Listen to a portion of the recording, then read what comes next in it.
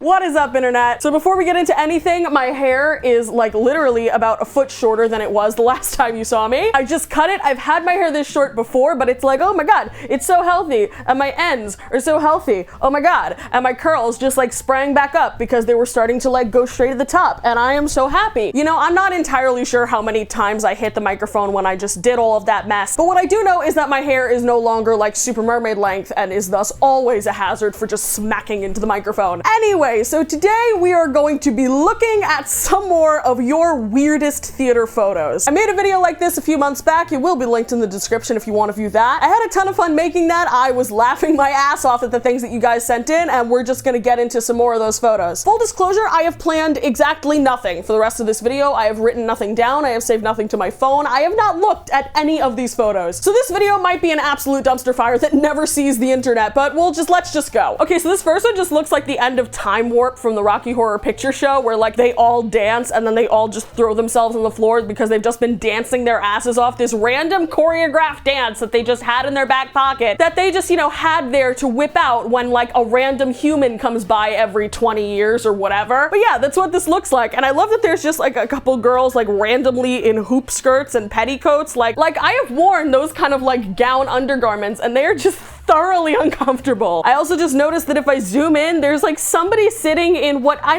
can't tell what it is. It's too small to be like a tire and it's too short to be a trash can. Okay, wait. So the caption to this photo says, "We were rehearsing Game of Tiaras and we ran out of room to hide the dead bodies." Now, I don't know shit about Game of Tiaras. This is the first time I'm hearing about it right now. But what that sounds like is like a Game of Thrones version of Toddlers and Tiaras, and like if that's what it is, TBH, I would watch the shit out of that. Okay, so this next photo, I have some questions. Okay, so this looks like some kind of like a really old nasty laundry basket, but there's like trash bags in it, but like that does not look like a normal trash bag with just like run-of-the-mill trash. That like low-key, like from the shadow of it, from the shape of it, it just looks like there's a dead body in there. But also the kid that's just like sitting amongst the trash with like a thumbs up, like that's a mood. Okay, so on first glance, this picture looks creepy as hell. Like it looks like the opening scene out of an episode of Law & Order SVU. But I also like high-key relate to this. Like this person is hosing down a bunch of white costumes on the rack. And I just remember I worked crew on Urinetown a few years ago. And we had these lab coat things for like Cladwell and for like when they were at the Cladwell Corp, whatever. They were costume pieces. We had like 4 or 5 of them. There were 3 weekends of shows and these things never got washed. We would Febreze the heck out of them and try to air them out, but like by the end of the run or even by the second weekend, they were rancid. They were disgusting. Like honestly, I wish that I could have just taken those things out back and just fire hosed them or something. Like now that I think of it, I don't understand why Febreze doesn't run ads like where they're like, "Do you smell this?" Like those ads where they put someone in like a disgusting area and they're like, what do you smell? Why don't they just like put them in a theater or like have them smell a costume piece? Because that's what people are using Febreze for. Like people are out here using Febreze instead of washing machines. And the caption to this photo is, "This is me, assistant wardrobe manager, washing fake blood off of 8 wedding dresses so that they're nice and clean for the next night's bloodbath performance." Okay, wait a minute. Are you doing like a production of Lucia, like the opera Lucia, where, you know, she just ever so casually goes crazy and stabs her husband to death right after she marries him? Like, why do you have 8 bloody wedding dresses? Like, what the hell is going on in that show? Okay, so I have no idea what show this is, but the first thing that popped into my mind when I looked at this photo was that it looks like a production of Seussical that went terribly wrong. Or like a production of Seussical that's like mixed with a drunk version of Cirque du Soleil that's being performed at a furry convention. That's kind of the vibes I'm getting off of it. Okay, though, wait, the person that's like way on the right, like the only person who's dressed normally in all black, this girl is such a mood. She's just sitting there like, y'all need to chill. Okay, I just checked. There's no caption, there's no tags. Like, if you ever see this video, the person who posted this, please tell me. I really want to know what the fuck fuck this is. So this photo reminds me of one of my favorite Tumblr blogs ever, which is called Low Budget Milky Whites. And it's of all these low production value Milky Whites from productions of Into the Woods. There are some of the Milky Whites that are really good, where like they've worked with what they have and they make something cool. And then there are some where it is so delightfully terrible. This falls somewhere in the middle, but the caption really makes it. Bonnie and Clyde's car made out of wooden crates and children. And here we have yet another really accurate representation of what Tech Week feels like at the end of a 10 of 12. Okay, I'm guessing that these are supposed to be duck costumes, but why was like the first thing that popped into my head Perry the Platypus? Actually, I know exactly why that is. It's because I watched like entirely too much TikTok. Also, the guy on the right has like the face and mannerisms of like Oliver being like, please sir, can I have some more? So this is the weirdest twist on Phantom of the Opera I've ever seen. Though I will say that like skeleton rib set, like that looks badass. This is like precisely the kind of shenanigans that I would get up to. I don't know why, this just hits me in the giggles. Like for some reason, the first thing that pops into my head is that it's just like some kind of troll character, but the troll is a rectangle and they're just like dancing around the stage as this rectangular troll. That made no sense. And perhaps if I had actually sat down and like, you know, wrote this video and like thought it out, I would have thought of that and then immediately thought, huh, that's stupid, don't film it. But I didn't write anything, so that's staying in the video now. Oh, and it has a caption. Hello, old Joe, you ready to do business? Show business? It was in all caps and italicized, so that's like the accent that my brain assigned to it. Okay, this next one isn't funny, it's just really kind of adorable. Like, I love that they're just sitting on the couch beaming with like their entire collection of gels on the floor in front of them. Look at this stuff.